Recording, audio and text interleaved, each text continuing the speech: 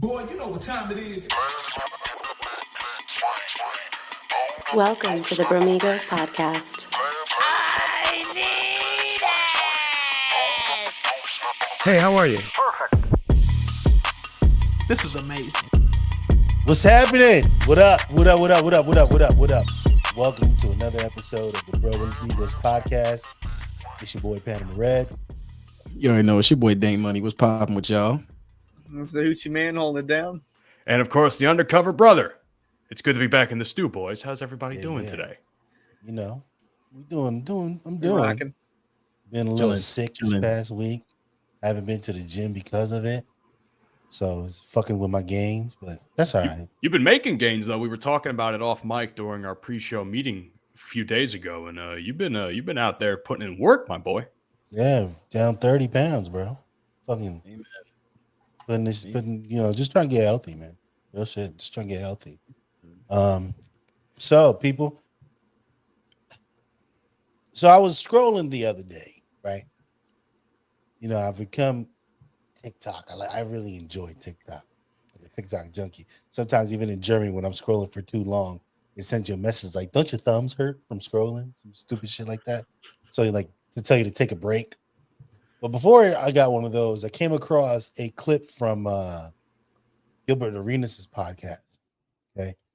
And Rashad McCants had a very stupid take. I like Hoochieman, play for the people. Let me pull this up. All right. Whenever you're ready, Hunter. All right. There's more than one way to lead your team. Like, why is that even a debate? It's not. You're debating it. No, you're debating. You are. I know what it is. I know what it is. How? And your opinion is not higher value than mine. Why is it not? Because I'm giving examples. No, I played. I played too. Where? Overseas. Okay, so we're not talking about overseas basketball right now. We're talking about NBA basketball. We're talking about basketball. We're talking about the We're National talking about Basketball actual Association. basketball. You're not going to use that. We You're have- not going to use just because you was in the What you NBA. mean? That means your opinion. That's what we're talking about. Just because you play I don't have an opinion. I don't have an opinion. You do. This is a fact. This is an opinion. Because I And played. just because you played in the NBA, Fans have an opinion. We Miko, played the same amount of years. we didn't play the same Yes, amount of we did. anything. Yes, we did. You have an Yes, we opinion did. because you've never Yes, done we it. did. Yes, I have. I have a I've actually perspective. been the leader. No, I've actually been the I highest have- scorer on my team. Multiple. Have you? Huh? Huh? In the words of Gilbert Arenas, they should just go on a date. They should just go on a date if you've seen the full argument there. But Jesus, man. So I'm looking at the screen right now. I'm looking at my monitor. See my man Dink, aka Draymond Green. AKA Lizzo. AKA Lizzo Banana. And he's just shaking his head. And now I'm gonna give you the floor, my brother, because I'm really interested in what you have to say about this. Rashad McCants was drafted in 2005. Finished his career in 2009. Nigga averaged 10 points a game. Spent 4 of those years in Minnesota. The fuck does he know about leadership? The fuck does he know about winning?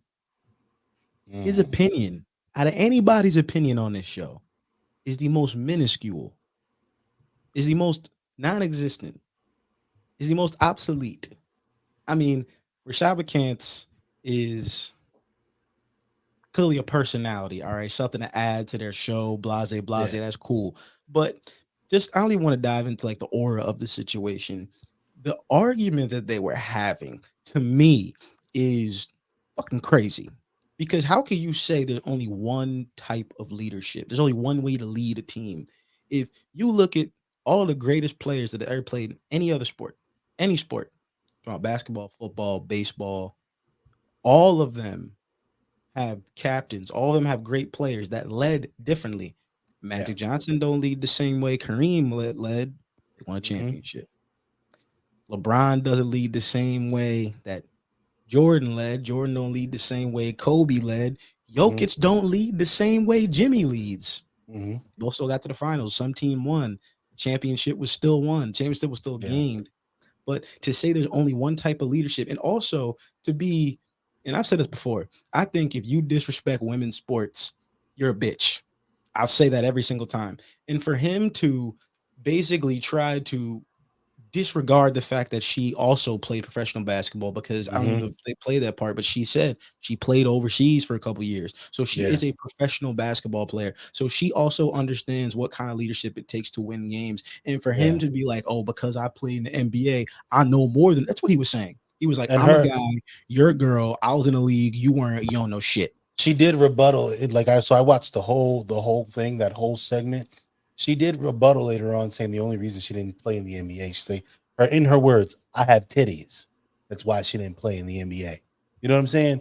And I agree with you in the sense, in the context of this argument, speaking on leadership, so that was, he wanted to make it about the NBA, but speaking on leadership in professional sports, there are different ways, as you so eloquently said, of manifesting or displaying said leadership, right? And also, he would try to say the best player on the team is the leader. But that's not always the case. We see with the Golden State Warriors where Kevin Durant, when he was on that team, was the best player on that team. I don't give a fuck what nobody got to say. Kevin Durant was the best player, but Kevin Durant don't give a damn about being a leader. Kevin Durant's not a leader in that way. He just wants to put up Draymond buckets. Were probably more leaders than they were. Yes, always. Steph is the leader, and then you have Draymond. It's like the emotional leader. Draymond brings that energy, you know what I'm saying, to uplift his team when they're, in a rut and things like that. So I agree with you personally. I think McCants' take is foolish, sexist at that. Yeah, that was well. sexist. What he said was sexist. Misogynistic.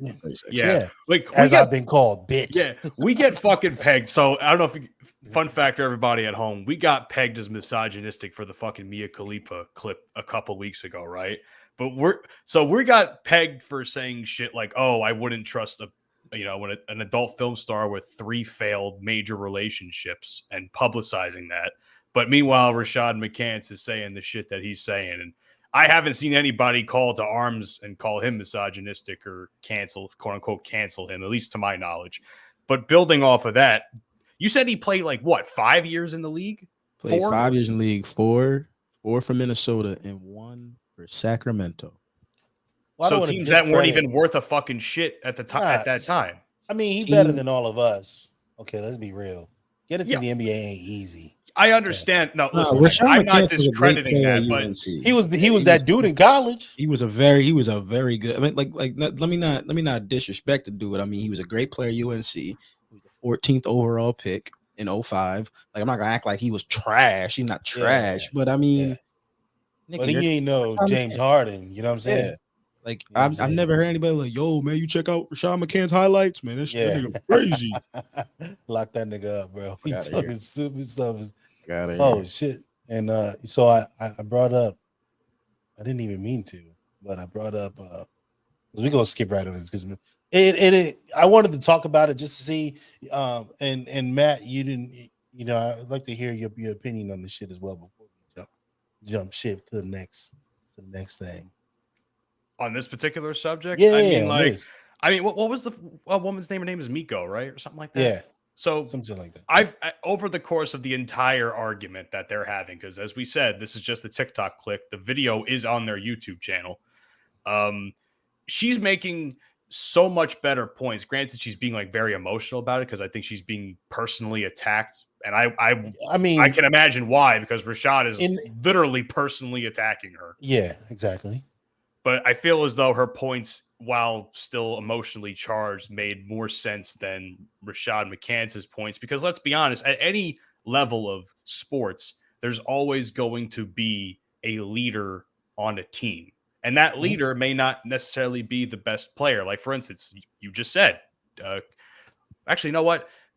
I'll make this in a way where I can understand it in terms of the Knicks. Like, for instance, there's an argument going around with the Knicks that Jalen Brunson who is probably one of the better players, if not the best player on the Knicks, is probably also the leader of the team. Before that, on the bench, the leader, before he was let go, was Derrick Rose. Yeah. The young players that we had looked to Derrick Rose for that leadership because he was the most experienced person, I think, on the team at that time. And he did a very good job helping to develop those young players to what they were hopefully going to be in the coming year. So there's different forms of leadership, both on the bench and on the court.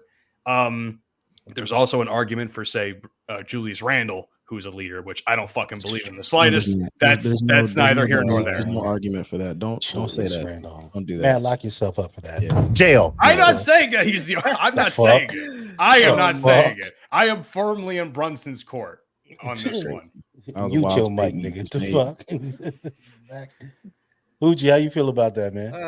Yeah, I mean, like you said, everyone's got their own different ways of leadership. Like, no matter what team, what sport, there's always a different reason for it. But just because you say, "Oh, I played in the NBA, I know more about this, I know more about that." Yeah, I mean, with that argument, 09, you're not even relevant enough to argue about.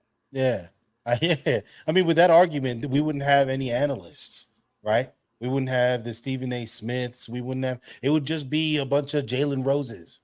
I want to remind people that especially when it comes to a sport like basketball, everyone played. I feel like at some point everyone hooped. Rec league, play in your driveway. Someone always has a hoop in their driveway. Go to the park or whatever. Everyone played the game. But the thing is that everyone thinks that because they play the game, they know the game. Yeah, and that's two different things. That's two different things. I agree. I am friends with a lot of guys who hoop, but they don't know shit about basketball. You don't know a damn thing about basketball. Like, I'm very novice when it comes to baseball and even football to an extent. I don't understand plays, sets, formations. I couldn't talk to you about that, but I could talk about some players and their production and shit. But when it comes down to the heavy details of the game, I can't speak on that because I don't know enough. I never played it. I haven't experienced it. But that doesn't mean I'm not knowledgeable of the game at the very least. So, for some people out there who just be like, "Oh, well, you didn't play, you don't know about the game." It's like, no, because there are people that play that if you ask them a technical question about the game that they play, they'll be like, we all know how it gets. Can I make one last point, though, before we move on to the next topic? And this is something that Gil made over the course of this argument that Rashad and Miko were having. When he was hurt, someone took the time to actually teach him. Or so, I think when he was on Golden State or something like that, he said, well, he got hurt for a while and someone went out of their way in practice or to help him out when, say, maybe the other top guys weren't doing that. So that's another form of leadership, is helping someone rehab out of an injury and making sure that they're good to go for the court so that they could produce in their own way for the team. So I feel like Rashad's point is very idiotic. Idiotic would be a term to use. I was thinking very narrow. It's very narrow focus. It's just linear, one way. That's it. It's very politically correct of you. It's a stupid take, bro. It's stupid. It is stupid as fuck. Let's be honest here. It's stupid as fuck. I mean, we're not holding any punches here. So staying on the theme of stupid as fuck, James Harden, while in China, decided that he was going to come out. What the fuck is this guy's name again? Jesus Christ. I keep forgetting. Daryl Morey? And called Daryl Morey a liar. Flat out called him a liar. Now, and then he said that he will never play in any organization that Daryl Morey is a part of. Mike is lagging. James Harden's getting the mic. Yeah, James Harden must have hacked trying his to fucking shut him computer. down. He's shutting him down now. But Mike ain't here, so Day Money can speak on this because go right ahead.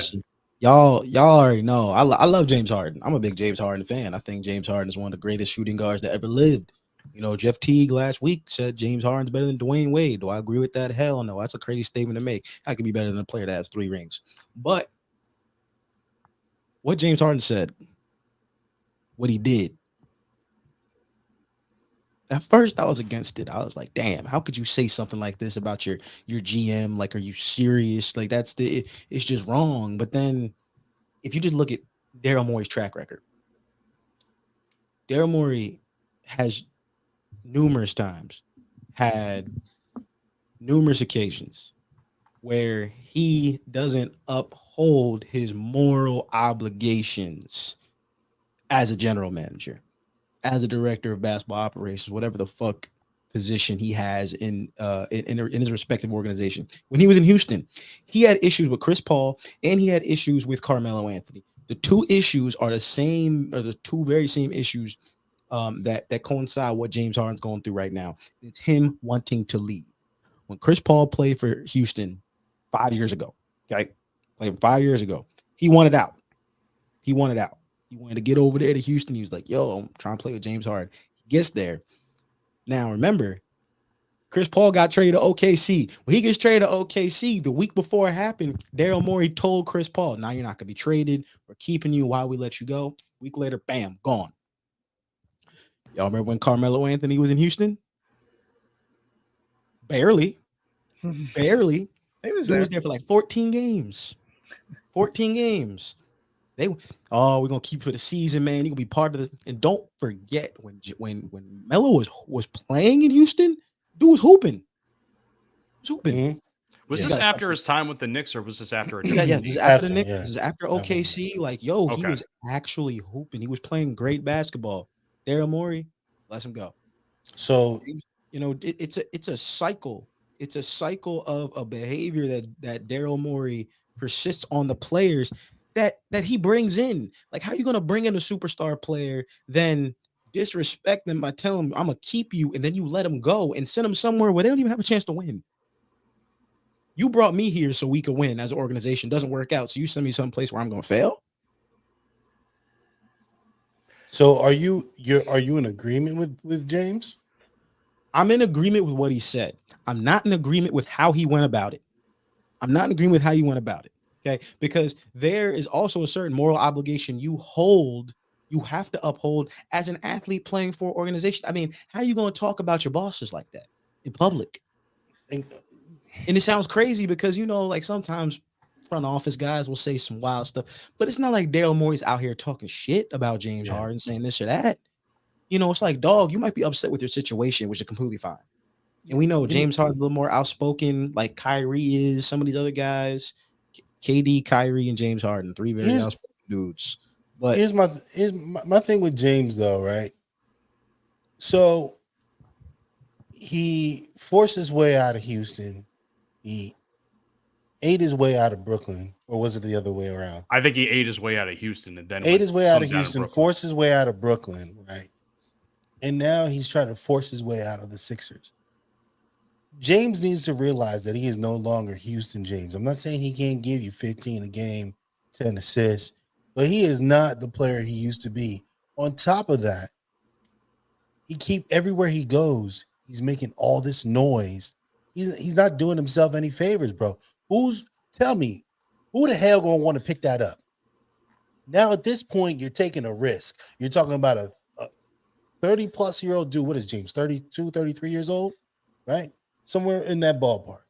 Okay. He's clearly not the athlete that he used to be. The numbers reflect that. He does great with assists, but he's not giving you the points that he just can't do it. He doesn't get the lift. He's just not as athletic anymore. On top of all of this, you want high wages. You're not producing the way you want to. And you're a fucking liability, bro, because people don't know what version they're going to get of you. They don't know if you're going to show up in the playoffs. They don't know if you're going to, I'm discontent with the whole situation. I need out. Who the hell wants that? That's a headache. Right now, you know, me personally, get rid of the motherfucker. They tried to, though. That's the thing. Like, they tried to find a trade for him, and nobody wants him. I saw...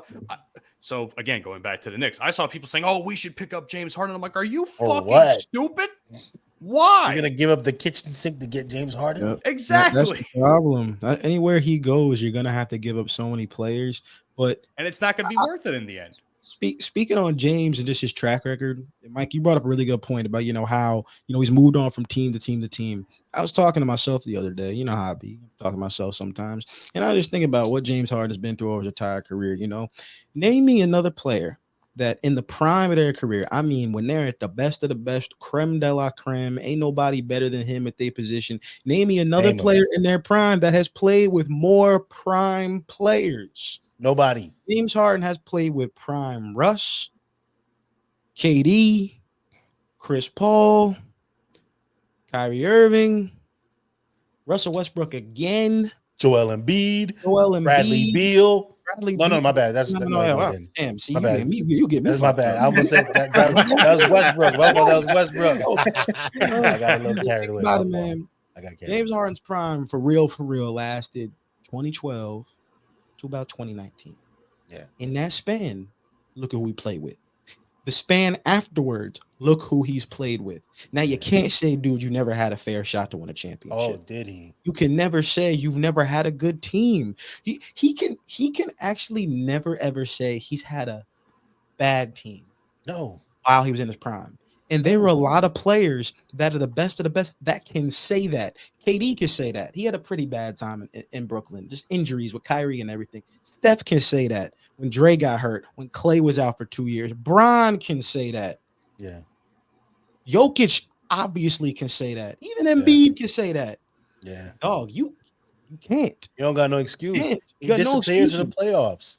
He disappears. It's so funny time. because he just dropped the collab sneaker with the Drew League. You know what the Drew League's motto is? What? No excuse, just produce. How ironic. How ironic. Right? No excuse, just produce. And look at James Harden. Hunter, I want to defer to you because as probably a bigger Sixers fan than Mike, and I think that might be pretty hard to do since Mike is a big Sixers fan. I would like to know your point of view on the subject. I should have gotten this out before we start. Give me one moment. One moment. Oh boy. Shit. He's got something for us. This is going to be good. Something's coming. Pause. Something's good. Yo. Why? Lock him up. Send him He just been since last episode. I said something's coming. He just been weird. You just don't be on some weird, bro. So before the era of the process with Embiid and Ben Simmons and all that was exactly. Fuck Ben before all that, it was the trash Sixers that tanked. Well, I remember when the highlights were Luke Mabamute doing something or KJ McDaniels doing Tony Roten too. Yep. Mm-hmm. Oh my god, those were the rough days. But you went way back there. I remember those days, dog. Trust me. As a very passionate Sixers fan, I thought that this would be the one that would get it done and help bring a championship back to Philly. I can't believe Boy, was I wrong. You sure the fuck was. Yeah, I sure as hell was wrong. I got this with a gift card, by the way, so it was I have a rule. Waste my money. Right? I never, ever, ever, ever buy any current players. Ever. Never, ever. That's a good rule to have, actually. I won't. I refuse. Actually, I'm lying. The only time, no, he wasn't even with them no more. He was on the Broncos. When I got, I'm lying.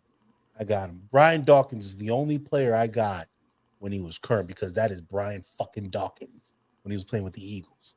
Other than that, I refuse. And Iverson. I love Iverson. It's my favorite player of all time. Got rid of Ben Simmons. But no, what I thought that shit. Yeah, I thought this would be the key shit to the city where, hey, maybe this is the missing piece and they can finally go on a run. Damn, Hoochie. If you want to not watch him in minutes Brooklyn? away. They were 4 minutes away from going to the Eastern Conference Finals, and then they just said, hey, Jason Tatum, you can stay there. You can shoot. You won't make it. Oh, okay. You made it. All right. Yeah, you won't do it again. Yeah. Oh, he did it again. No, you won't do it a third. Oh, he's doing it again. 4? Yeah, you'll do it again. Just let him shoot threes all over the fucking court, and then they get blown out in Boston in Game 7. Why? Because this man did not come to play basketball. He came to eat fucking Twinkies on the sidelines, and now it's just, I don't want to play for Daryl Morey again. He's a liar. He's a crook. Emotional damage. It is very He's much so hurt damage. right now. I cannot take this He's so team hurt. serious anymore. I can't. I already said this in the offseason. I'm converting to a Thunder fan because they've got young talent. They don't have shit going on where it's like, I don't want to play for the team anymore. Yeah, I know. OKC, Jesus, that's a huge. Hey, turn. now OKC look good, bro. Huge turn, though. Goddamn, Philly to OKC. I'm really looking forward to see what Chet gonna do. I really want to see what he gonna do, bro.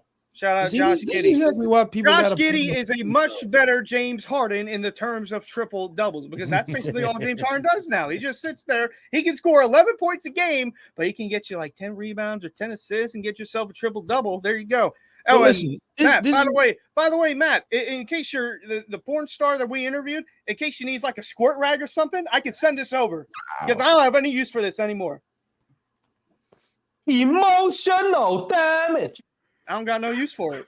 I don't have anything to say to that. Oh the my fuck? God!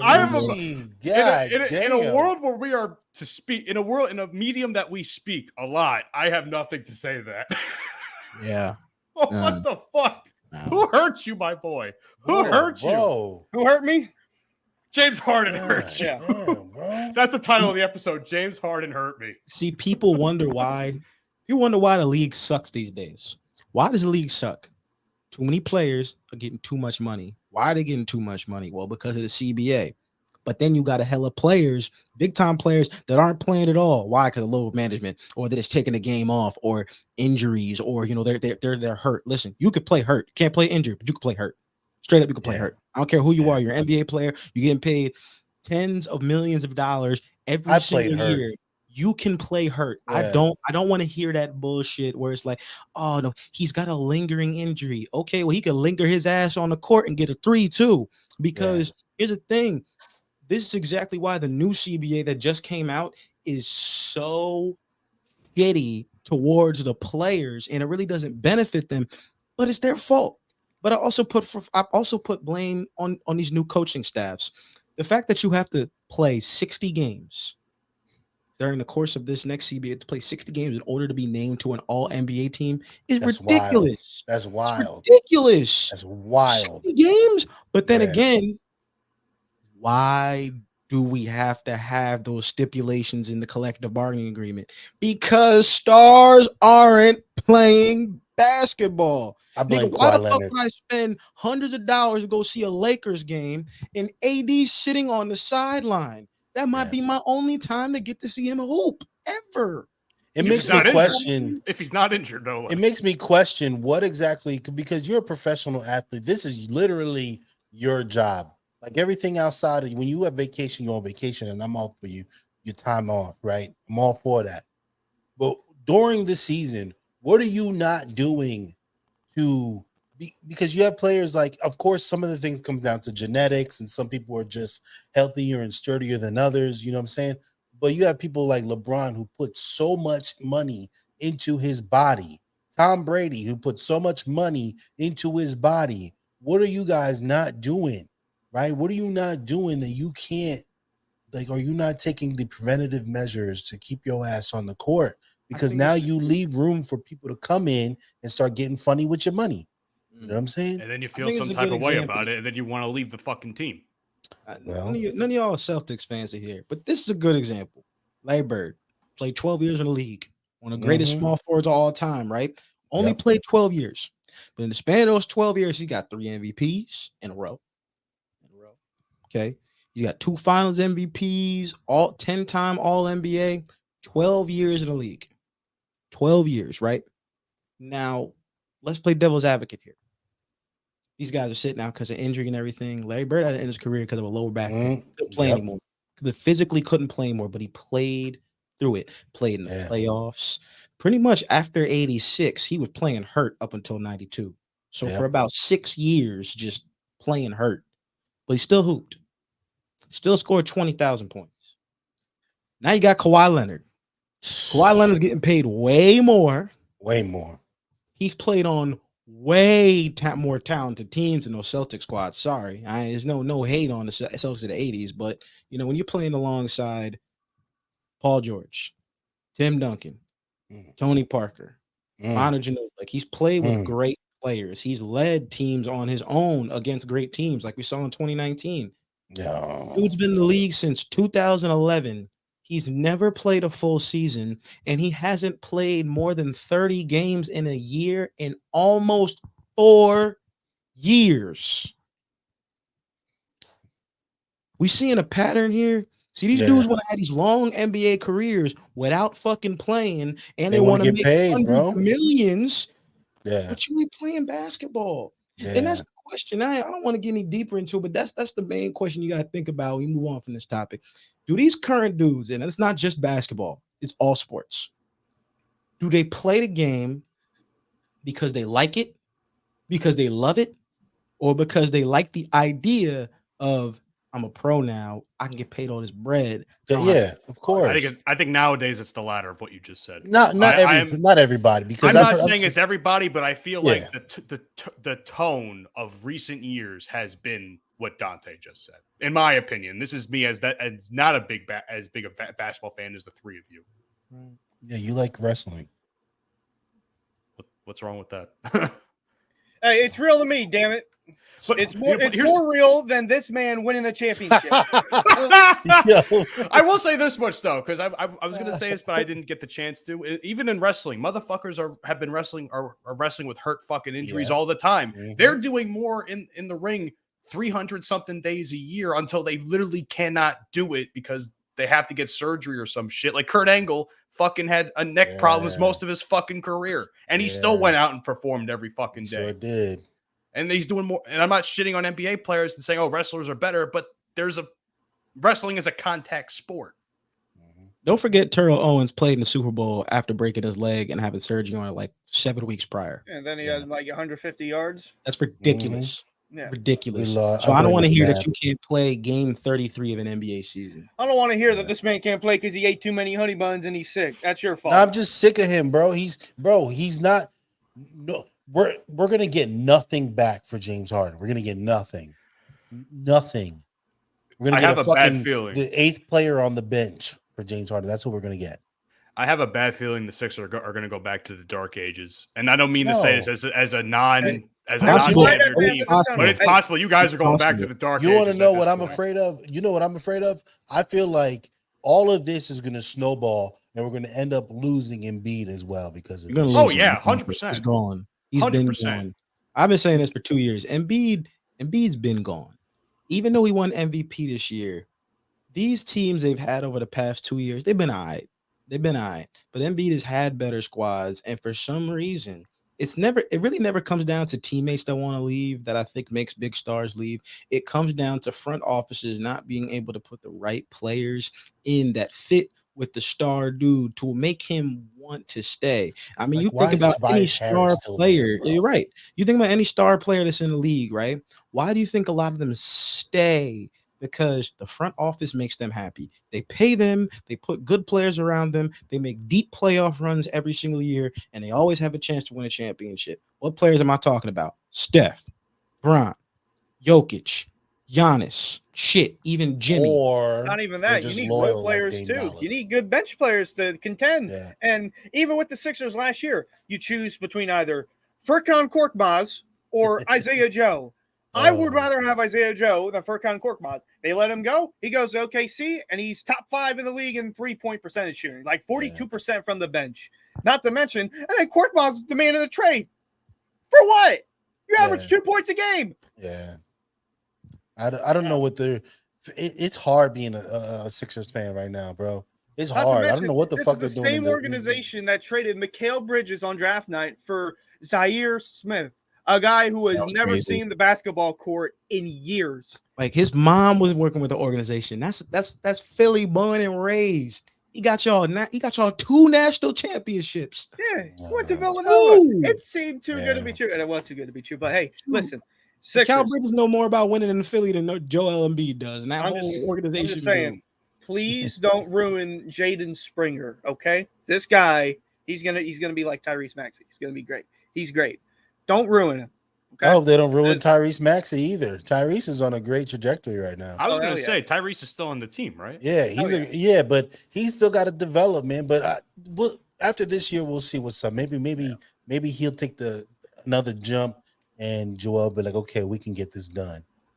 But that's what I think y'all got one more year with Embiid. If y'all don't do anything, you wouldn't this be year, wrong.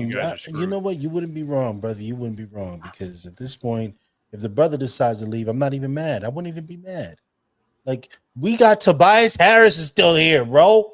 Tobias Harris over year 13. Year 13 is the year, man. Like, bro, real shit. Like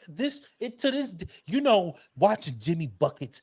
I love Jimmy, man, and watching Jimmy do his thing. And then I hear the Tobias Harris over me. And you got to suffer through that every time. And every time Tobias play, I just want to kick him in the back of the neck. brother just, I can't stand the light skinned motherfucker. Y'all want to hear, Mike? You want to hear a crazy breakdown about your team? Let me give you this. I was talking to Tave the other day. No, literally yesterday, having a big ass argument. We always going back and forth about the Sixers and the Lakers, and I'm like, okay, let's break down the past 5 years. Y'all ready? Ready for this? I'm gonna give you some facts. I'm gonna give you some math right here. So I'm gonna ask you 3 questions. Hunter, Mike, these is specifically for you Sixers fans. All right. In the past, wait, hold on. Before you talk, is this why you say you hate Sixers fans? Yes, this is exactly why I said I hate Sixers. I've been looking forward to this. I'm gonna sit back for this one. All right. Past 3 years.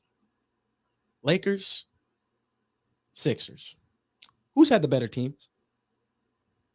In the past, how many years? The past 6 years. Who's had the better roster? In the past 6 years. Past 6 seasons. Who's had the better roster season after season? Oh. You can say the Sixers. It's true. No. I don't think so. Hell no. The Sixers have had a better roster. How long has LeBron been there? LeBron has been there, 5 years now? 4 years. LeBron's been there since 2018. Okay. So 5 years. 2018 roster for the Sixers is the best roster. Yeah, but other than that, outside of that roster, there was not. Hell no, the Sixers didn't have better rosters than the Lakers. Okay. All right. Let's move on. Okay. Yeah, please. Between the Lakers and Celtics. Lakers and the Lakers and Sixers, right? Between Lakers and Sixers. Which 2 of these teams has had MVP in the past 6 years? Like league MVP? Yes. Who's had MVP? Sixers. Okay. Lakers haven't, right? No. Okay. Now, out of these 2 teams, now I think they had a better roster, so I'm gonna dig with that answer. These 2 teams in the past 6 years, what team has gone to the finals? Lakers. The Lakers. Okay. You have an MVP. Mm-hmm. You've had multiple teams that have championship pedigree. No team is a championship squad until you win, and that's my personal opinion. But you always have championship pedigree based on the kind of players you have. It could be your coaching staff, it could be the role players, it could be your superstars. Those make you championship pedigree level basketball teams. That's what makes you that kind of team before the season starts, right? Yeah. But with all of the talent that the Sixers have had over the past 6 years that they've been relevant, pretty much 2017, 2018, that they've really been one of the best teams in the league. They've got nothing to show for it. Yet you have Embiid, you got Harden, you got Tobias Harris, you got JJ Redick, you got Ben Simmons, you got PJ Tucker. You can't say you never had good role players. Okay, hold on, sir. You're not gonna skate name these lame ass players talking about. Okay, I'm not naming lame players. We can do this. You've had LeBron James. You've had Anthony Davis. You've had Alex Caruso. You've had Lonzo Ball. You've had Kyle Kuzma. Come on, bro. No. It's not. It's valid. It's valid, and you know why it's valid? Because on a championship squad, you need role players that you can depend on every game to at least produce in a way that they play in their play style. I know that when JJ Redick was playing for the Sixers, you knew what he was going to give you. Buckets. You knew he was going to give you shooting, right? Yeah. So I could depend on him to do that every game, right? Yeah. Tobias Harris, I'm depending on you to be a scorer. You can't depend on this dude to score every game. You can't depend on him to produce the same way every game. Yet they have the kind of talent, right? They have this kind of talent. And I'm not shitting on the organization for it, but I'm out of all the talent that they've had, you can't get any progression out of these players. You can't keep any of these guys. You can't win, and you can't get past the second round. Bro, I'd take Alex Caruso over Tobias Harris all day, every day. I'm of the opinion, and this is just me, if you guys were going to win the championship, the year that you lost to Toronto was the year to do it. That's just my honest opinion. I agree. Yes. If you were going to win, that was the year. That was when they had who? When they had who? Ben who Simmons? No, fuck him. When y'all had who else? Jimmy Butler. Himmy buckets. Yeah. Damn straight. The one time y'all had the best chance to win a chip is when you had Jimmy Butler. But what does that front office do? They get rid of him and get Tobias Harris, his bitch ass. Let him go.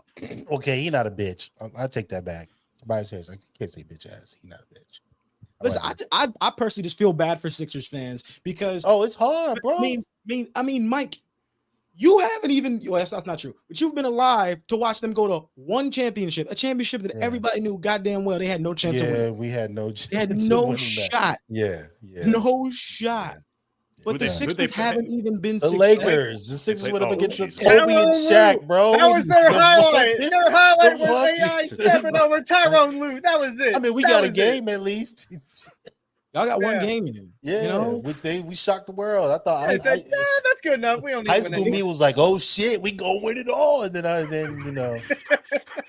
That's like me. That's like me this past year when fucking the Knicks beat the Cavaliers in the playoffs. I'm just like, this is our year, baby. This is our year. And then the next round we're facing the Heat. You got as far as the we know how Sixers that did goes. the last 5 seasons. Listen, that's fine. I'm okay losing to Jimmy. They are calling Daryl Morey a liar. But that ain't the only liars we got around here. James Harden a liar. Fuck him. I was trying to get us into, go ahead. Segue us into something that to me is kind of near and dear to my heart. Because The Blind Side, I remember watching that movie. That was a great movie. I cried. I was 7 years old when that movie came out. It like brought me to tears. I remember the part of the movie where Michael was upstairs with Miss Tui, and they were in his room. And he's like, "Damn, I never had one before." Mm-hmm. And he's like, "Oh, what, a room to yourself?" It's like, "No, a bed." And after that, I cried. I was sobbing because it's such a sad story. But when I watch it as a 7-year-old, there's a sense of innocence I have, right? Less understanding of the overall situation. But now, Michael Oher has come out and said that he recently just found out that the Tuohys didn't actually adopt him. He's been part of a conservatorship ever since that document was signed, and they've been taking millions from this brother. Yeah.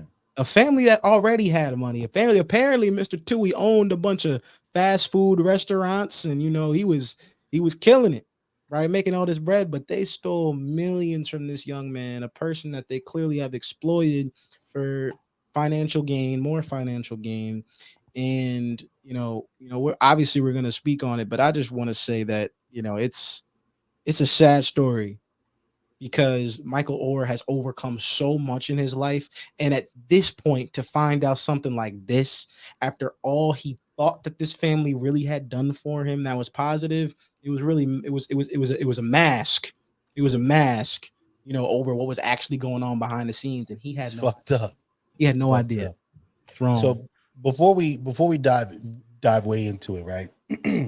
Because this story was brought to my attention via TikTok. And of course, you spend way too much time on TikTok. I do, man. I do at night. Like I do. You're not wrong. You're not wrong. TikTok's great though. I did notice that a lot of the black folk in the comment section always got to say some hateful shit. This is why you can't trust white people. This is why I knew this didn't sit right with my spirit. White folk, this. Listen. No, you didn't. No, shut your nigga ass up. Shut your bitch not ass. Not every white person. Like niggas, let's be real. Some people in your family will fuck you over for some money. Okay. Didn't Biggie say it in the 10 Crack Commandments too? Right? Your mama sit that ass up. You know what I'm saying? Listen, not everybody out to fucking get you. Not every white person's out to ruin a person of color's life. Okay, I know some very good, wholesome white folks. Shout out to the Wallace family back home that are good fucking people. So I don't want to hear none of that shit. Right? This is just a particular situation that this particular family, the Tuohy family, I think they're called, right? The Tuohys, fucked over correct. This gentleman. Okay. That's all. That's what I'm gonna say about that. Just because I don't like that shit. I get sick and tired of people always want to make it a black and white thing. Always want to be on some hateful shit. And we gotta stop that shit. So we gotta come together somehow. Because enough is enough. I get sick and tired of this black and white shit. I mean, some of it could be rooted in race a little bit, yeah, but that's not the issue at hand at all. But how the fuck were they supposed to know that this nigga was gonna become an NFL player? I didn't know that he was gonna be that good. You know what I'm saying? We weren't there. So to assume something, I think, is kind of ignorant. You can't just assume because he's a big black man. Okay, you're gonna play football. You're gonna be good. You don't know that, because I know some big black Oompa Loompa looking motherfuckers that are not good athletically at all. Can't do So shit. you can't just say that. You know what I'm saying? But these people, the things that they did, Lord have mercy. You talking about when this man retired in 2016, he got himself a lawyer to look into. Hold on, let's go to the beginning, right? So let's go to the beginning. We got to start this from the beginning because this is a wild fucking story, man. So these people took him in under the guise of they were adopting him.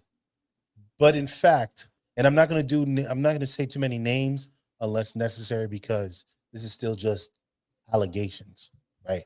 So the Tui family took in Michael Oher, who was drafted by the Baltimore Ravens in 2009. 2006. And they took him in under the guise of adopting him when in fact they had him sign what conservatorship. That thing. It's like what Britney Spears had. That Yeah, she just was just released. Yeah, and for those who don't know, it's essentially what it is a judge appoints someone, a guardian or protector to take care of your financial affairs when you can't take care of it yourself. That's for people who don't know what that is. And so this movie comes out, right? He gets drafted. This movie comes out in 2009. He's, asking a bunch of questions, but they're telling him, oh, we're not making money off of this, so he doesn't think of anything of it because, he's in the NFL. My man's making millions of dollars. So he's not really, he's like, okay, it's one of those things that he puts in the back burner. I'm going to come back to it. So he retires in 2016. He hires himself a lawyer to, look into the matter. What happens is he finds out not only that they've making millions off of his likeness, they're making millions off of his money. Not only did they get a lump sum right up front, but they're also getting residuals from the movie, right? So they're making all of this money. So this man, and the only reason he found out that he wasn't adopted is because he looked into all of this and he was like, wait a minute, these motherfuckers didn't adopt me. They actually had me sign this document where they're taking care of all my affairs. They're taking care of they have all control over all his money. And this shit was supposed to stop when he was 25. My man's is 37. This is still active. You know what I'm saying? And to make matters worse, right? Speak this shit, because I had to write this down because I couldn't believe this shit, right? It wasn't just about the motherfucking money. They started a foundation. They've written books. Leanne Tui has gone around being a motivational speaker under the guise of the adopted mother of Michael Oher, when she know good and fucking well that she didn't adopt him. And to make it even worse, people, when the Tuies negotiated the movie rights signed with CAA, that's Creative Artists Agency, they all signed with him. The whole Tui family signed with this agency. But with Mike, right, with Big Mike, and they negotiated separately, using not a real agent, rather a family friend that was a lawyer, and this was the same lawyer that had him sign I can't say the word, man. Conservationship. Yeah. Bro, that's fucked up. Bro. What the fuck? Jail. Hit the jail. Lock all of them up. Lock them up. And you know what's crazy? The brother came out and went on Barstool, right? He has, mind you, he's not named in the lawsuit. SJ? But,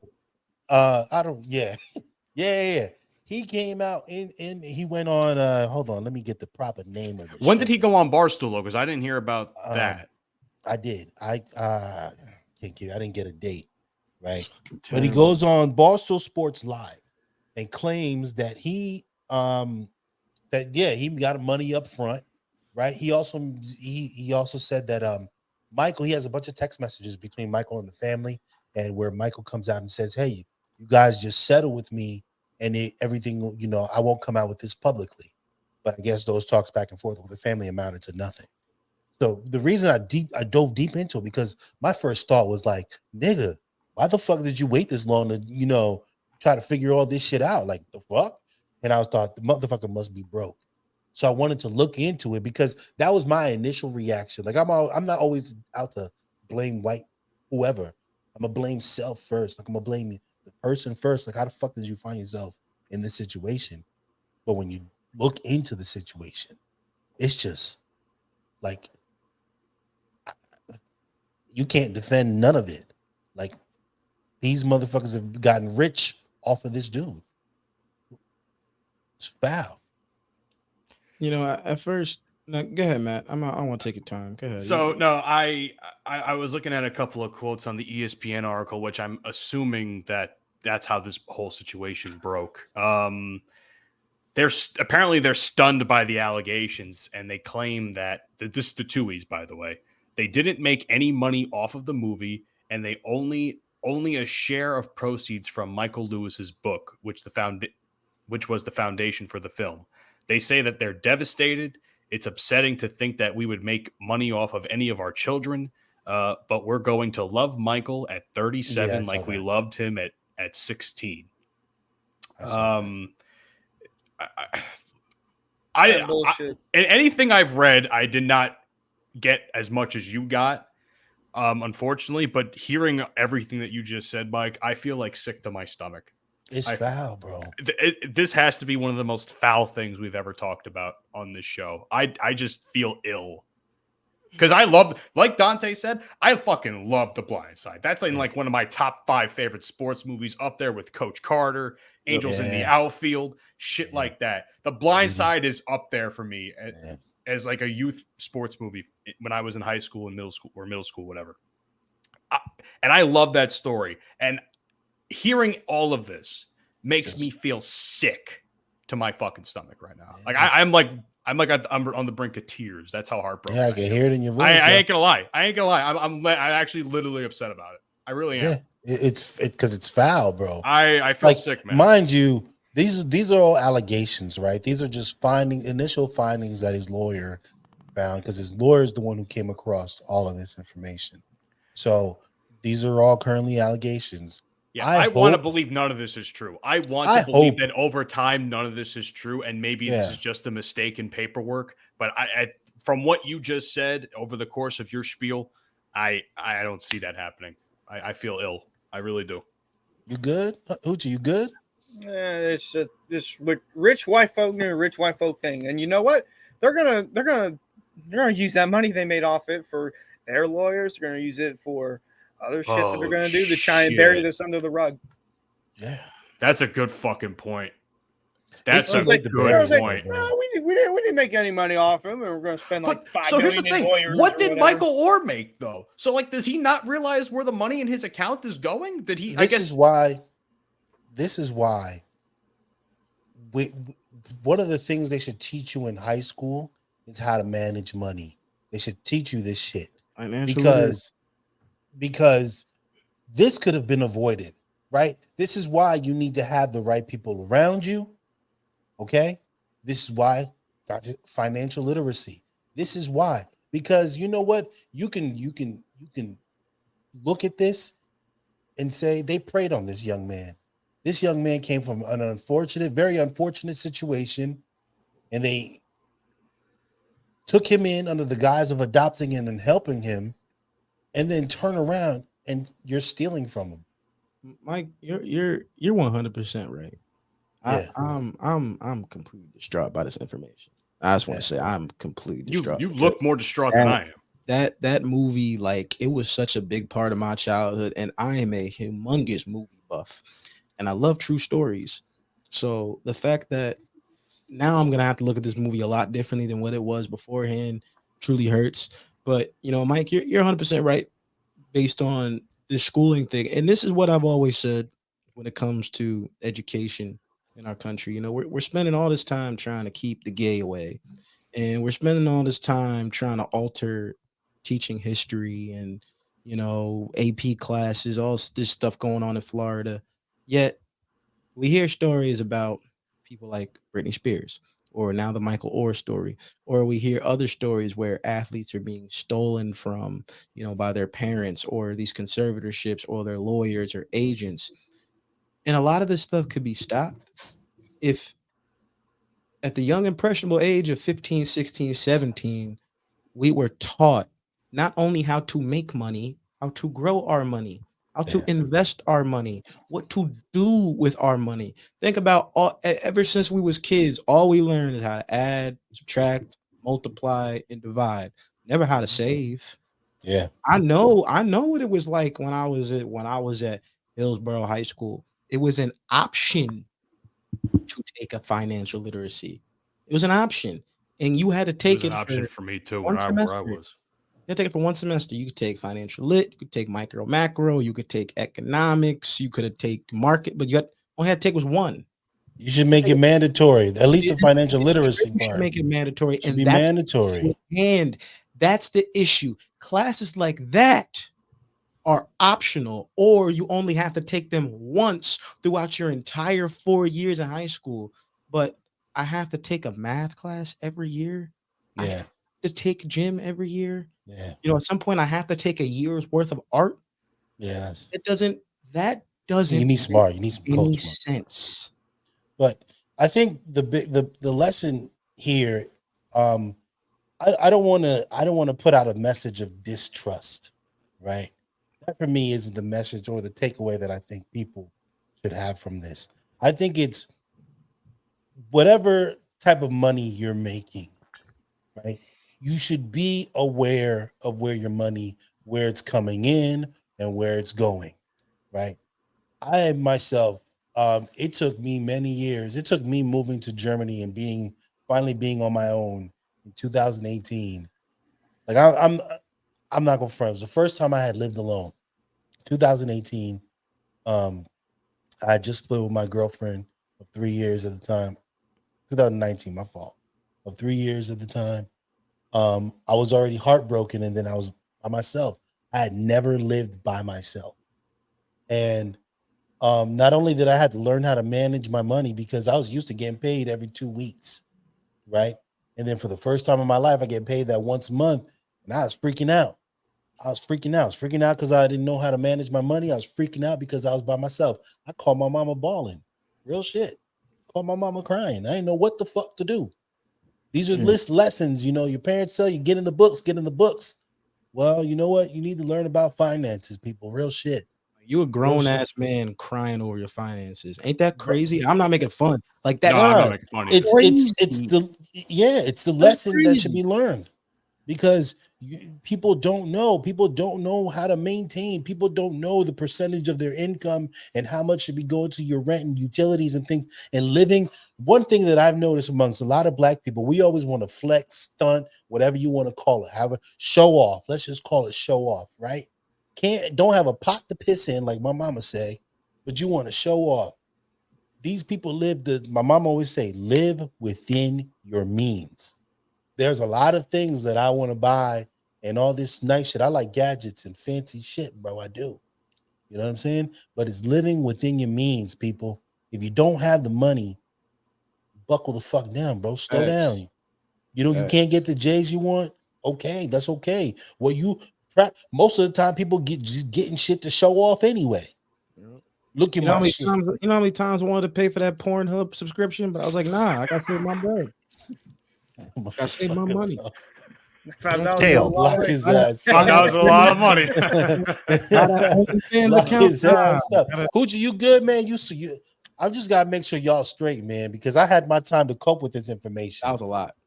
I had my time to cope with it first because I was just flabbergasted. Yeah, it's just the more that you were explaining it, the more I kept thinking, well, all these people are going to do, they're just going to use the money that they made off them to put into the lawsuit. It's just fucked up.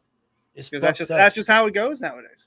And I just don't want to. I don't feel like we're gonna move on to something. I just want to one last time say I really don't want to hear because being pro-black does not mean you have to be anti-white. Okay. I got close black friends. I got friends of all fucking races, bro. I get sick of hearing this race shit, bro. I get really sick of it. I've been hearing it since I came back to this country at 15. I've been hearing it. I'm sick of it, man. Now you know niggas gonna be mad at you for saying that. I don't give a fuck. Niggas been mad at me since Panama. You keep fucking with them snow bunnies, you can get frostbite. I don't give a fuck. I don't give a fuck. You know who used to talk all that shit in high school, popping their neck and all that shit? The black girls. Nah, this nigga ain't. Nah, bro. Nah, bro. Y'all get no credit. And another thing, I know this is completely off topic, and I'm gonna throw it out here because I saw it today. Bitches on the fucking internet talking shit about your baby daddy. Let me tell you something, women. Y'all make the choice. You make the choice. Okay, you could have had a Panama or a Dante or a Hoochieman or undercover brother. You could have had that, but you chose another nigga that wasn't shit. You thought he was cool, right? The motherfucker knocked you up. Okay, he knocked you up, and now you got to deal with the little nappy-headed little kid you got, and no child support. Talk about my baby daddy ain't shit. Well, you dummy, you should have chose better. Speaking of baby daddies, baby mamas. Hold on a second. I was going to say one thing on Mike's end to echo what he said about the being pro-black doesn't mean anti-white. I would hope that when people listen to this show, and we've been doing this for nearly 50 fucking episodes now, we are probably the most, despite some of the shit that we say, we are probably the most open people. Like, we talk about all this types of shit, and there is no hate towards, and we talk shit about each other all the time too. There is absolutely no hate on any of our parts. I hate Dante. Well, I mean, God damn. He just doesn't like. Listen, he just doesn't like light skins. That's fine. But I got a light skinned African my damn self. but I'm just saying, it's just like people will be like, oh, look at the like they'll probably say shit about you about this particular situation. Like, oh, Panama, he's with the snow bunnies, or they gonna call me a house nigga, or people who are white that'll say me and her, like, oh, look at them hanging out with those. I'm not gonna say it. Exactly. You think what Mike just said is gonna get him canceled by the community? Let me tell you something. Oh God. Oh God, mute him. Okay. Keke Palmer corny as hell. Oh shit. Oh no. Here we go. Drew Jackson VP. It goes out to all the black women. Hold on. Time out real quick. I need them to know what the hell's going on. Explain. No, go ahead. Explain so that Hoochie and Matt knows. I need to know what's happening. I have a general idea, but I need the best way possible. About 2 months ago, this I knew Keke about. Palmer's baby daddy went on Twitter and was making comments about Keke at Usher's Las Vegas residency concert. She was dancing very close. She had her arms around his neck, and he was singing to her and everything. You know, she had on this, you know, it wasn't scandalous, but it was a showy type black dress, but she looked good. Keke, you look good, girl. You look good. Yeah. You look Still good. look good after all this time. You look great. You know, especially you just had a kid. You look good, baby. For real. But you know, her baby daddy went on Twitter and basically said, he's like, yo, you're at a concert dressed like this, like you're a mother, you know, have some class, you know, type shit. And how'd you feel about that when he did that? How'd you feel? Oh, black women gonna hate me on this one. Y'all wonder why black men date white women. Y'all wonder why we date white men, and then there's shit like this. See, what I find crazy is that everyone want to jump down this dude's throat for what he said on social media, even though nothing he said was wrong. How the hell would you feel if your significant other was at a concert for Ice Spice, for Meg Thee Stallion, any one of these big booty shaking ass hoes that be making music? If I went to one of their concerts, you went to one of their concerts, your boyfriend went to one of their concerts, they went up there on stage and started catching ass from these bitches, how would you feel? Embarrassing you and your relationship in public. That sounds crazy, right? That's wild. You wouldn't let me go to an Ice Spice concert, let her throw her shit on me like that. You wouldn't appreciate that. You go catch my ass right off that stage, nigga. What the fuck you doing? But for some reason, I see all these black women on Twitter coming to Keke's side. She's a mom. She can wear whatever she wants. I don't give a fuck what Keke was. I don't care about that. But there was a certain disrespect to the sanctity of their relationship, because it's like you're at an Usher concert all over this dude, and I'm the baby daddy. We're there together. At the time they were together, and I'm on Twitter and I see you all over Usher at the concert. Yeah. Like, wait, so they're no longer together now? Did we learn nothing from Tom Dubois? Now he got clowned for this, bro. And then on top of that, Keke Palmer is in Usher's music video for Boyfriend, and she literally mentions the situation in the skit that's part of the music video. I'm sorry. I know it sounds like I'm irate about this, but I am. I don't know what it is. I really don't know what it is with black women and this protection you have over other black women, whether they do right or they do wrong. If they do wrong, call it out, admit their wrongdoings. Let's find a way to get better and move on so we can have better relations between black men and black women. Because this is exactly why black men date white women. Because they don't want to do this bullshit. It has nothing to do with being feeble, nothing to do with not being like, first of all, one of the things that I hate, and this is not just black women, this is all women, right? You can't handle somebody like me. Bitch, what the fuck are you, a fucking Oh, I hate when silverback? people say that. Like, I hate when they what say are that. you? Are you some type of animal? You, first of all, just like when women say, oh, I'm on my period, this is why I can't control. It's called self-control. Self-control. You're not a child. Like, whenever I'm dating someone, like, I've been in very toxic relationships in the past, and I've dated women who simply just like can't control their fucking mouth and just want to mouth off and behave however it is they want to behave. And then that's supposed to be okay. But it's like, okay, so I have PTSD, right? And all this other shit, childhood trauma, whatever the fuck. So for women, it's okay for them to lose control and use that whatever period, for an example, their menstruation cycle, as an excuse as to why they can't conduct themselves appropriately. But when a man with mommy issues, daddy issues, anger issues, PTSD, whatever the fuck you want to say, depression, has a problem, then that becomes irrelevant, right? I guess say you can't handle somebody like me. I don't want to. Like, I told somebody, I came back here, I had invited this honey to the crib, and I was hanging out, right? And she brought her friend over, and we were smoking and chilling and, kicking it. And then we were talking about a situation that happened with me at this club with some other woman disrespecting me. She grabbed my privates. And I took a step back, and I didn't say too much because I'm 6'2", bro. I'm a big motherfucker. To this little chick, the optics of that don't look right. You know what I'm saying? It don't look right. So I chose to remove myself from the situation. And they're like, nah, see, this is why I couldn't fuck with you, because you should have done X, Y, Z. And I said, no, I'm at a point in my life where I choose peace. I'd rather choose peace. Like, I had those days of getting at people, and I had those days of fighting dudes and all this shit. Like, I'm knocking on 40. For those who didn't know, yeah, I'm knocking on 40, bro. I'm not trying to go out there and get into fights with motherfuckers. I don't even want to shit on women for saying you'll know how to handle me. But I'm gonna say this to you though. As a woman, why would you want somebody to be able to handle you? You're a human being. You deal with humans. You learn how to work with humans. You don't handle a person.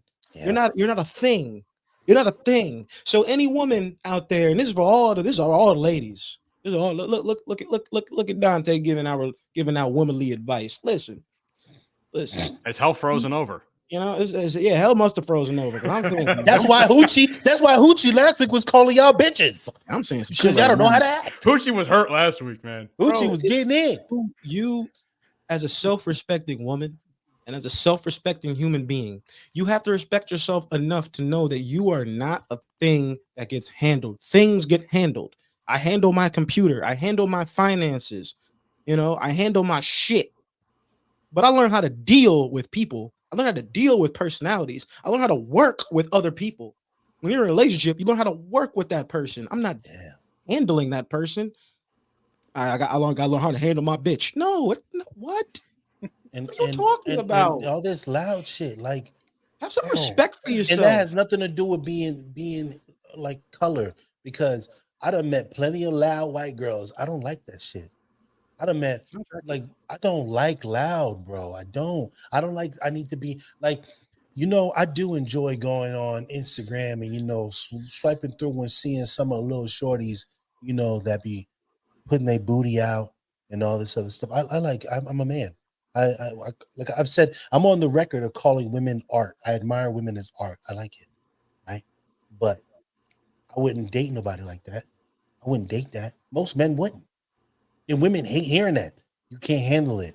Because you're showing everything that I want to work for. Yeah. Out for free. Like, hey, how's your girlfriend doing? Or you got to take me out on a date. Yeah. Wait, but you giving it away to everybody? What you talking about? You got to take me out on a date. What the fuck is you talking about? For what? For what? For what? Yo, and we're going to talk about this on another episode. I cannot wait. Fucking dating. I cannot wait till we talk about this because, yo, dating is trash nowadays, bro. So to add on to go back to the original point, which was the Usher situation. Yeah, it's astounding. It's astounding how, and I referenced this earlier before we hit record, how the Boondocks has basically been like. I've been noticing a trend with the Boondocks. Like, you know how the Simpsons are always predicting shit. Yeah, the Boondocks have been doing that a lot the last couple. Shout of out years, Aaron Magruder, baby. Shout out Aaron Magruder. The what's it called? There's this Usher one being the most recent one, but I know there's a couple other few instances where they predicted things that I just can't remember at this point in time. It's just funny, and I will say it again, even though it's not going to be as funny the second time. I wouldn't let that shit happen to me, though. Anyhow, to the case of Mike and Dante's points about women who say that, oh, you can't handle me. And this is just my personal opinion on something like that. I am at a state right now where if I was to find a woman, I would want her to be my piece. Undercover Brother has been having a tough time recently. So I would want someone to be like that, my anchor. If I have to deal with someone that I have to put up with, that's toxicity to me, man. Mm-hmm. I can't put up with that. I have enough shit going on in my own life that maybe we'll talk about it on a future episode, but I don't want to get into it right now. That's what I would want out of a relationship if I was to find one at this point in time. I don't want to have to put up with someone. I want to grow and have someone be my rock when I am hitting those lows like Mike had described with all of his own issues. So, I mean, I wish that when we have our guests, as I'll reference towards the end of the episodes, we have our guests next week. I definitely want to touch on that particular subject of dating. But there is one more segment that I think we got to get to, and that is Hoochieman's got his own segment, baby. It's time for Hoochieman's Hoedown. Oh, do we have theme music? Damn, we should have theme music. We need some bluegrass out in this bitch. No. I know the perfect Hoochieman's Hoedown song. Try that in a small town by Jason LT. You try that in a small town. Try that in my home. Try to cancel Hoochie Man. Try that in Hoochie's Before I put this on the screen, Hunter, do you want to reference it a little bit? You want to segue into it? Yeah. Bitches ain't shit but hoes and dick. Speaking of hoes and dick, couple of hoes that have dicks. The Island Boys. Yeah, they're relevant again, but for all the wrong reasons. It's only because they're losing relevancy. So they're bruh. Why don't we hit play on that video there? yeah. Well, I'm just gonna let the video do itself. Island Boys continue to trend on social media. Just a few weeks back, at the beginning of July 2023, videos started to surface of the twin brothers kissing, which resulted in them losing thousands of Instagram followers, and the number keeps going down. But anyone being gay isn't the issue. It's 2023. Who cares? But kissing your own brother is not normal at all. On July 30th, 2023, a new video surfaced of one of the Island Boys Fly Soldier coming out as gay, and he likes men. And I'm a top. I'm never a bottom. I'm a top. You know what I'm saying? I'm like that. For real. You gotta support me because you feel me. I like men. And that's just, it is what it is. I'm a top. But I'm a top at the end of the day. That's just what's going on. Yeah. The CIA couldn't get that information out of me, man. Fuck out of here. All right, listen. Before everybody starts trying to cancel me, I am not laughing at the fact that he's gay. It's how they're going about it. That is no.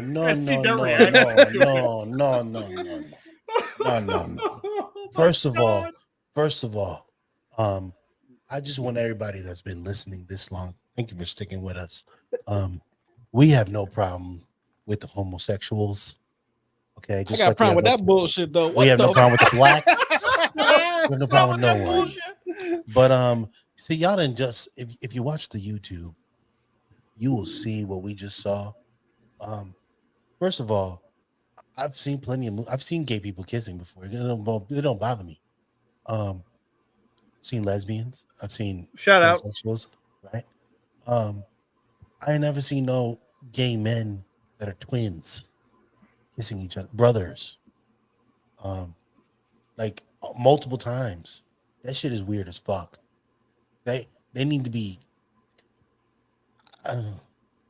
castrated. Jail. Throw in jail. Nah, you don't even. There's two ways to look at this. Ready? There's one side where it's like, oh well, you know, maybe they're doing it for the money. Maybe if you're doing it for clout. If you're doing it for clout, what the fuck, bro? They're doing that. If they're doing it because they're actually gay.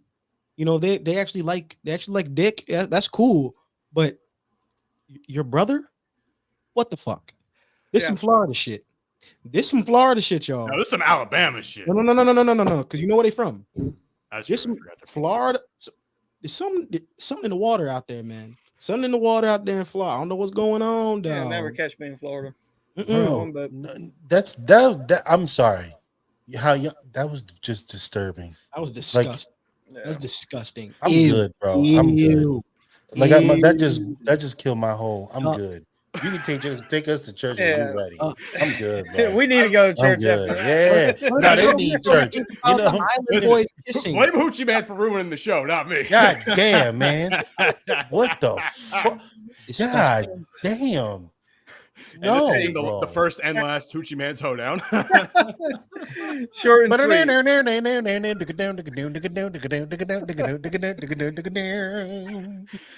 was Hoochieman's Hoedown. This has been a wild fucking episode. I mean, if they got a sister, can they at least put her in the video too to make it better? and bro, you know what? That would have still been weird, but maybe slightly less weird. I don't know, bro. Hey, that sounds homophobic, man. That sounds homophobic. Bro, no, you know why? Because I get tired of seeing. First of all, I'm sick of these two fucking corny. And then my island boy is trying to make it. I'm an island boy. Like, first of all, we all sick of that shit. Okay, right? So they're irrelevant now, and then to make themselves relevant, one comes out as gay. Okay, that's fine. You're gay. One. No, the other one's got a girlfriend. The other one's got a girlfriend. Wait, the other one's got a girlfriend, but he's smooching his brother. He about to be single. He about to be single. You know, bro, like no. Like what? No. No, that's no, because that's a funny no. This is not even funny, bro. This is like pause, stop, get out the room. It's on fire. Throw everything away. This shit, you just gotta burn it. Let it burn. Let the motherfucker burn and throw it away. Hey, they got worse shit out there. I'm telling you, they got worse. Shit out there. Do not want to know. I don't want to get banned off fucking the Instagram. I just. Gucci, did you find they got an OnlyFans, don't they? Oh yeah, I think they do. Wait, they do? Yeah, I think they have an OnlyFans. Yeah, they do. Don't pull it up. Do not. I swear to God, I would just leave it. Don't bother $9.99. It ain't worth it. You paid $99. You looked into it. I know. I hope you did it. No. You looked into it, bro. Hell no. I'm just saying they got it. They've got stuff out there that's free for everyone to see on the web. Just stay away from that. Go to church. Take us to church, man. Come on. You know what? I need Jesus after this. Jesus, if you're there, I need you, bro. I haven't drank in fucking 20 days. I'm gonna go make myself a drink. I need to drink again. Jesus Christ! I ain't gonna. I'm not a religious man, but nigga, I need to be baptized again. Like, I just feel, bro, because not only do they look dirty, like these two little white boys look dirty, but then they just to watch them each other. I need to be baptized in a damn swimming pool after that. I need to be baptized in the fucking Atlantic Ocean. I envy Helen Keller. I need the power of Christ to compel me. I envy that bitch. That's if she ever existed. Keller, Ray Charles, Stevie Wonder, Stevie. I get it, dog. I know why you ain't get the surgery, brother. I understand because you don't want to see bullshit like this. No, I won't want to see this either. Can I take us to church now? Please do. Take us to the temple. Take us to I'll take it to the temple. I'll read you the Quran. I'll read you whatever. Mecca. Man. No, we're not going to Go get to too Mecca. specific. We're going to leave the Quran out of this, please. Thank you. Ladies and gentlemen, this has been episode 49 of the Bromigos podcast. This has been a very, at times, hilarious, but also very intense episode. Where you can find our show if you want to listen to more outrageous bullshit. Check out our Buzzsprout hosting site. You can also find us on the following podcast directories, including Apple, Spotify, Google, iHeart, Good Pods, whole 9 yards. If you have a podcasting app, search up the Bromigos podcast. Leave us feedback. I hopefully can read it on the show one day, but no one ever leaves us fucking any feedback. You can also find us on Twitter at Bromigos Pod. I think it's Instagram and Facebook, the Bromigos Pod. TikTok, the Bromigos Podcast. Somebody tell them about the YouTube so that they could see what we just saw. Don't. At this point, just don't. It's okay. Normally we tell you if you don't watch the YouTube, your mama a hoe, but this week don't watch it. Next week watch the YouTube, bro. Please do. Yeah. Skip this week. Come back. But next this week you don't want to do that, bro. We're gonna have to blur. I'm about to blur that shit out too. Also, I'm about to blur that out because don't nobody. Hold on, what's the timestamps, bro? I need to get. I'll tell you. Hey, I he'll blur that shit out, he'll bro. call the Hoochieman Hoedown for nothing. God damn. So also, shout out to Full Swap Radio. Sundays, God. 10 a.m. Central Standard Time is when you can hear episodes of our show on that syndication site. Also, we got a big guest coming up next week for episode 50. Can't believe we've been hitting 50 episodes of this podcast. I have loved every minute of it. We got the Bleach Brothers podcast joining us next week, and we're going to be talking about all sorts of topics, including dating, like Mike referenced. So we hope you guys check that out as well when those drop on all the platforms I just spoke about. That's all I got. Somebody take us out. Fuck you, James Harden. Lick my asshole. Matt, if you wanna get your porn star friend this, like, I have no interest in burning it. I get nothing out of it. So at least this would be. So you want her to squirt on it instead? What the fuck? It gets put to good worth use. more. Get more use out of it than burning it. Yo, if y'all go on Twitch, don't be like Speed. Keep your dick in your pants. That's all I gotta say. Yes. All right, yes. All I gotta say. We out, people. We out. Peace out, everybody. Peace. You've been listening to the Bromigos podcast. Fuck you, and I'll see you tomorrow. I beat her. That's okay. She'll be back. Another cuero. She'll love me